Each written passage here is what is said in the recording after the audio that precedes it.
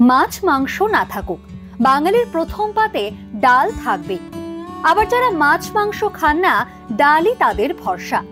হবে নাই বা কেন? প্রোটিন, ফাইবার, আয়রন, ভিটামিনে ভরপুর ডাল। তার উপর ডালের তালিকাও বেশ লম্বা। কিন্তু রোজ ডাল খাওয়া কি ভালো? ডায়েটিশিয়ান অরিজিৎ দে বলেন, ডাল অত্যন্ত পুষ্টিকর খাবার, কিন্তু পরিমাণ বুঝে খাওয়া দরকার। রেকমেন্ডেড ডায়েটারি অ্যালাওয়েন্স বা আরডির নির্দেশিকা অনুযায়ী একজন সুস্থ প্রাপ্তবয়স্কের প্রতিদিন 30 গ্রাম ডাল খাওয়া উচিত। কিন্তু বাঙালি ডাল মেপে রান্না করে না। এক্ষেত্রে 1 কাপ ডাল রান্না করাই যথেষ্ট।